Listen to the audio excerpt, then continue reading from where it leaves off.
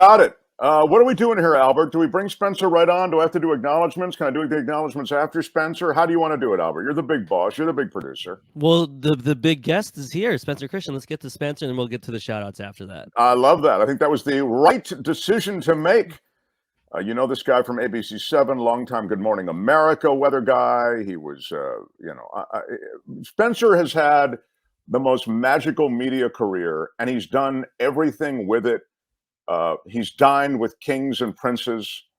He is a legend, if I can say that. I know you're thinking that I'm like laying it on thick. No, I really mean it. I think there's an aspect to Spencer Christian's life that is legendary. High roller, won it all, lost it all.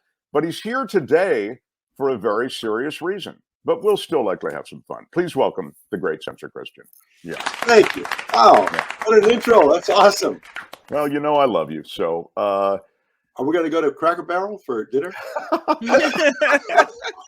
Ooh, it's a wild idea, but it just might work. So I'm in the middle of a back and forth with Courtney because I changed the graphic, Spencer. Maybe you'll appreciate this. Okay. I changed the graphic underneath because I thought she doesn't like to be referred to necessarily as my other half. Okay. Right.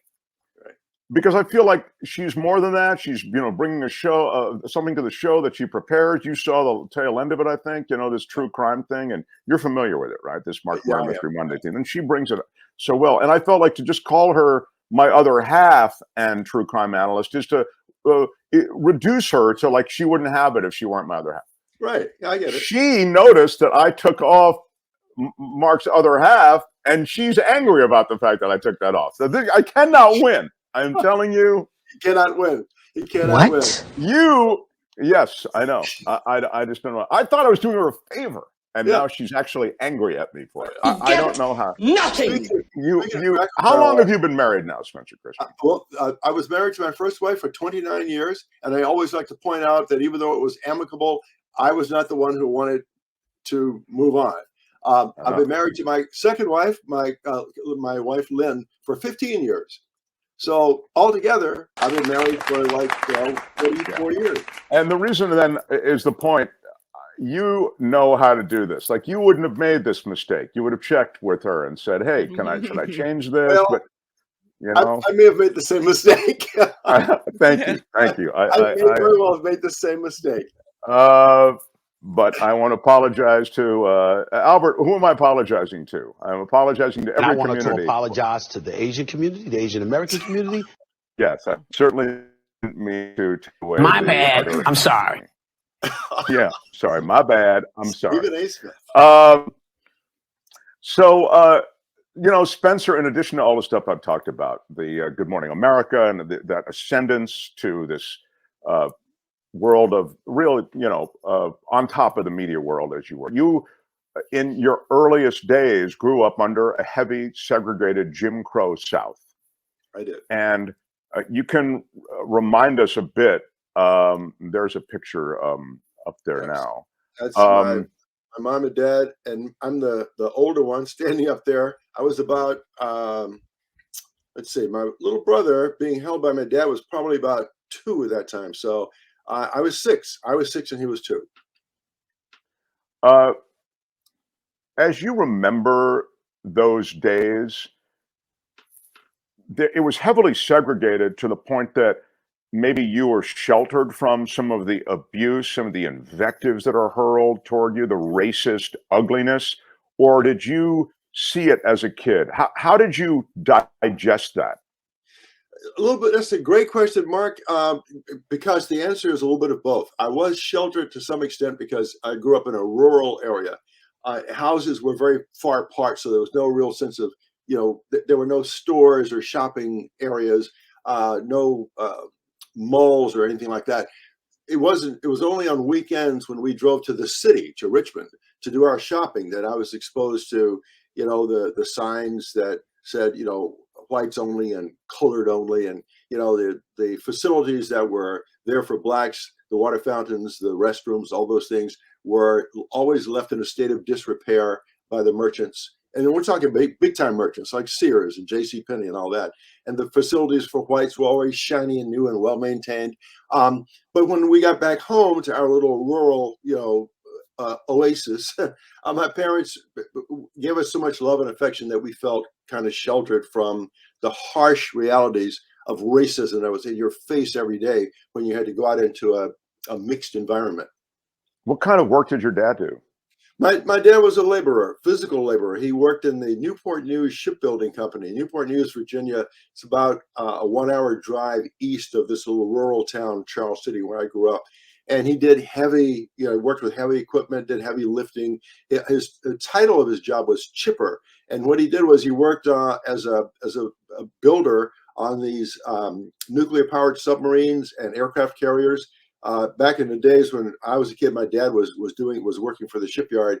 The Newport News Shipbuilding Company had an exclusive contract with the U.S. Defense Department to build all of its aircraft carriers and nuclear powered submarines. But he worked long, hard hours out in the elements. I mean, in the heat and humidity of summer in Virginia and in the freezing cold of winter, he was out there doing that heavy physical work. Somebody's asking what years was all of this? Like roughly what years are we talking about?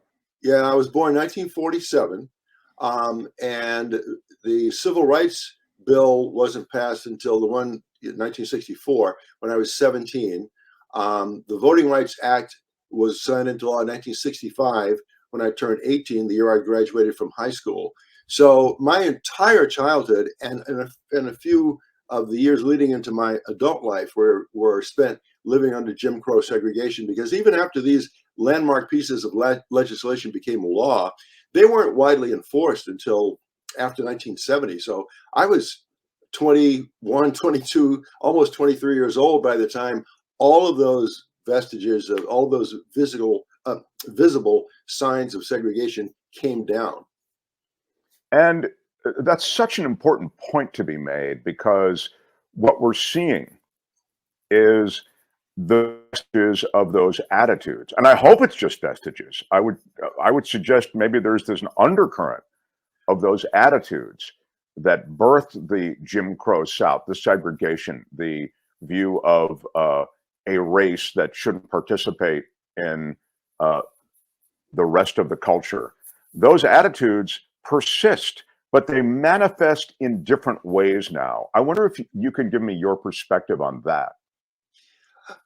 Mark, it breaks my heart to say this, but I think that undercurrent that you refer to is rising now. And I think people like, Trump and DeSantis and the politicians who play to fear and ignorance and bigotry have contributed to the rise of that undercurrent. I was very optimistic about the direction of the country in terms of race relations and equal opportunity and all that. I was very optimistic about that in the late 60s, even though it was a painful period that civil rights demonstrators had to go through, being beaten and in many cases killed and arrested to awaken the country's conscience. But I was very optimistic after that, going into the 70s and 80s, even the 90s. There were so many more opportunities for people of color than had existed when I was a kid growing up. There seemed to be a sort of a general acceptance on the part of most Americans that we need to reach a level of acceptance and not equality, but because that's never going to happen, but justice. But boy, we've turned so ugly in the last decade. I mean, people who used to be quietly racist and would not say ugly things in public forum are now just saying it openly and wearing their bigotry proudly on their sleeves. Anti-Semitism is on the rise, or at least open expressions of it, and open expressions of racism and homophobia. And I don't know what it's going to take to turn all that around. Yeah, this is a really... Yeah, go ahead, Kim. Sorry. And this might be a really weird question, but I've always wondered what seeing those signs that said you weren't allowed in a restaurant or you weren't allowed, how does that feel? And I kind of think, I might think, well, I wouldn't want to go in there anyway. If you don't want me, I don't want you. Or is it a constant downbeating of like, you know, again with the racism, again, like just kind of weighing on you. How do you come away from that, and what are your thoughts when you're faced with it? Kim, that's such an important question because it feels dehumanizing. And in the case of Black Americans, when I was a kid growing up, we couldn't say, well, I don't want to go in there anyhow, because we had no other options, right? We had to go into the places that put it in your face that you were a second-class citizen and you were not to even be expected to receive, you were not even to expect to be treated equally. So it was a dehumanizing experience, and that's what it was meant to do. It was not only meant to satisfy the feelings of the bigots who wanted to say, see, I'm superior to these people. It was also, this system of segregation was also designed to make you feel like somehow you're inherently inferior and didn't deserve this equal treatment. Somehow, to my amazement, there were so many people, including my parents, who were able to instill some kind of sense of belonging or of worth in their kids, even though we were exposed to a society every day when we left home that told us to stay in your place. Somehow my parents were able to instill in my brother and in me that our place was wherever we wanted it to be. And I know it sounds kind of storybookish, but that's the only way we could have survived and had any expectation of having that kind of magical life that Mark described that I've had. Yeah, it really speaks to the power of that family and your folks. When you talk about it, I think, man, they just really must have been extraordinary to somehow insulate your kids from the bitterness. You could easily be bitter. It's kind of what Kim was saying, like, how did you feel? And you say, it's dehumanizing, and you could certainly dedicate your life to getting back at that system, or a bitterness that could consume you, and probably to no positive end. But that's really, not what happened. That's such a white person question to ask. It's like, no, it's a great question. Doesn't it feel like it's such like a, well, how do you think it feels, Kim? But I really, because I put myself in that position, and I think, how would I feel in those years? How would I feel looking at that sign? And I just don't know. You want to understand. Yeah, Kim, I know exactly what you're saying, and I understand exactly your reason for asking it.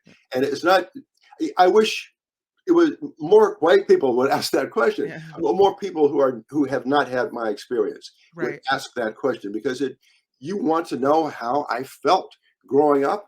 And that's under those circumstances, and how in the world did I find a sense of self-worth, through all of that, and even imagine that I could, have the life I've had. It's a very important question, and I wish more people would ask it, because it shows a sense of empathy and curiosity. And now you're seeing. Yeah, go ahead, Kim. Sorry. Speaking of the life you've had. I mean, when Mark says that, dining with princes, hanging out with presidents, he really isn't kidding. So, your life was exactly wherever you wanted it to be. Yeah. As my parents watched my career unfold, they pinched themselves every day, asking, can this be real? Did our son really not only interview, but get to have a relationship with President Jimmy Carter? So that photo you just showed was from his 95th, his 75th birthday celebration in Americus, Georgia in 1999, because I had interaction with the Carters over a period of years during my Good Morning America days. When I moved here to the Bay Area in 1999, happened to be the year that Jimmy Carter turned 75, and an associate of his, and in fact, a fairly well-known pianist, classical pianist named David. David's name is escaping me now. It'll come to me. And he knows the Carter family better than I do, and he invited me to on their behalf, to MC Jimmy Carter's 75th birthday celebration in America's Georgia. Wow! Yeah, incredible event attended by dignitaries and wow. Did you open with a joke, or how did you do? How did you remember? How did you? David Osborne. Normally you'd start with something lighter. What was it? I want to give David Osborne, the musician I mentioned, props for this. But yeah, so when David called me and said the Carter family would like you to MC Jimmy's 75th birthday celebration, I said, what? Are you kidding? Where is it going to be held? He said it's going to be in this grand old theater in Americus, Georgia, that dates back to the late 1800s. And Jimmy used to go there as a kid and see movies. And it was attended by, I think, something like 900 people. Sam Donaldson, there were many people there to pay tribute to him or to roast him. Sam Donaldson from ABC News was there, Helen Thomas from UPI, and a bunch of dignitaries, UN people and US senators and all that. And I was the freaking MC. I couldn't believe it. So apparently the Carters must have liked what I did, because 20 years later, when he turned 95, which was just a few years ago, they invited me back to MC that event. Wow. Wow. Did you just dust off the old MC material and just do the same stuff? I could have, because there were some people in that audience that had not been at the first one. Yeah. Helen Thomas wasn't around to hear it anymore. Well, let me ask you this. Right. But I am curious. This is my own whatever. So you had to find the right material to open with to kind of warm the crowd up. You did start with something like light humor. Like, you're good at that. Well, yeah. I'm glad you mentioned that, Mark. I mean, this is not a short story. I'll try to condense it a bit. But I did start with something light, and I explained how when I first met President Carter, I was doing an interview with him on the grounds of the Carter Presidential Library in Atlanta. It was during the Democratic National Convention in 1988, and he was out for his morning run. He used to be an avid runner. And he came running up to me as I was setting up with my cameraman, all sweaty and everything. And I said it that way. And he said to me, "Hi, Spencer, I'm Jimmy Carter." I said, as if I didn't recognize him. And so the crowd just laughed, and I could see that he and his wife were laughing. And then I felt, okay, good, I got him. So now, right. Then I went up to some of the serious stuff, and talked about all of his achievements apart from politics. And then later in the program, there were entertainers I had to introduce from time to time. He was a big fan of Pat Boone, so Pat Boone came there and sang. And the Andrews sisters, the McGuire sisters came and sang. So in between these acts, I had to fill time, right? So at one point, someone came to me and said, they can't get some of the musical equipment working. We need you to fill 10 minutes. I went, okay. So by this time, I used up, I thought maybe all of my material, but then something flashed, a light bulb went on, and I told this story. You two may remember when Carter first ran for president in 1976, Playboy did the interview with him, and he said, "Lust in my heart." That's his Christian faith, and you said he had committed lust in his heart, right? Okay. You also recall that Billy Carter, his brother, embarrassed the family a lot with his, public behavior. So here's the story I told. I refreshed the crowd's memory about the Playboy interview, but I didn't use the term for which he was known. And I said, I have many. Now that I think about it, I have a lot in common with Billy Carter, whom I had also interviewed. I said, Billy and I both have worked at gas stations. Billy and I both like beer. And Billy and I both have brothers who've committed lust in their hearts. So, wow. When I said that, the crowd was in uproarious laughter. And I looked at the Carters to see how they were reacting. And he paused. He paused for a second, and then he had this big grin, and everybody was like, it's okay to laugh. The king is laughing. It's okay. That's so funny. Wow. That's really, and by the way, that's a ballsy move. You could be much more tentative, but I think you gain more points for taking that. Taking that bold move. Yeah. That was one of the things that Sam Donaldson said to me after the event. He said, "Man, I can't believe you had the balls to tell that story." He said, "And it worked for you." So cool. Spencer, we love you. And I encourage everybody to pick up your book. I think it's a quick read, and it details some of what I should say you've detailed here for us.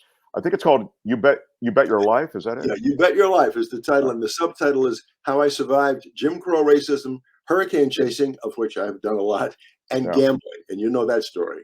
Yeah, that. There's never been anything like this. Right. That's true. What is that, Kim? Oh, I have another question about racism. I know. I'm sorry. Yes, So the this- white we're person in gonna- the front row, please. Go ahead. What's your question? We were going to ask it, end it on a happy note, but I just wonder. You talked about the dehumanizing effect that Yeah. it had, and I wonder how it carries to now. Like, what are the after effects of that? And do you still have feelings like that? Do you have anger? Like, what? How is it now? I love this question. So it was a growing process for me as a young person to get to the point where I had that healthy self-esteem. And so I think earlier I referred to sort of a mixed thing, and I didn't quite elaborate on that. So yes, there were moments when I felt dehumanized and angry, felt a sense of moral outrage, a sense of indignation because I had to face this every day. But then on the other side of that was, were the life lessons my parents were teaching me, and that the pastor of our church was preaching every day, and that Martin Luther King was preaching when I'd watch his speeches on TV. And all of that somehow shaped that side of me that says, I don't like this, it's wrong, and I'm morally outraged about it, but I'm going to be a strong person, and I'm going to assert myself, and I'm going to show them I'm just as good as they are. So I'm not going to hate them, and I'm not going to, go out and burn their houses down, but I'm going to show them that I'm just as good as they are. And that was the side of me. Obviously, that was the dominant side. Does that make any sense? No, totally. Yeah. Oh, okay. And success was had. Yeah. Yes. Right. And I think that those cross currents make sense, that they'd have to exist and one would prevail, right? Yeah, But we're all a mixture, a texture of a lot of stuff that's happened in our lives. It's just that your life has been punctuated by such an intense part of American history, modern American history, Yeah. that your perspective, I think, is just is such a healthy one. Wow. Well, I love talking with you about anything, but this is really special. So thanks a lot for joining us today, Spencer. Oh, by the way, about that Cracker Barrel date, I just want to say that I was I was listening to a comedian recently who had a routine called Good Name, Bad Name, and he said, for example, Cracker Barrel, good name for a restaurant, bad name for a hip hop group. Yeah. Cracker Barrel. Well, I mean, in the South too, Cracker Barrel. I don't know, man. It just feels like I don't know. Sorry, I just had to throw that out. There's a lot of 60% stuff the down there, time, man. it I just works can't. every I love you time. guys. I love you guys. All right, Spencer Christian. Good stuff. Hi, it's Mark, and I thought that was great. Hit the notification bell. You'll know whenever there's a new video being dropped, and please subscribe to our channel to help us save the universe.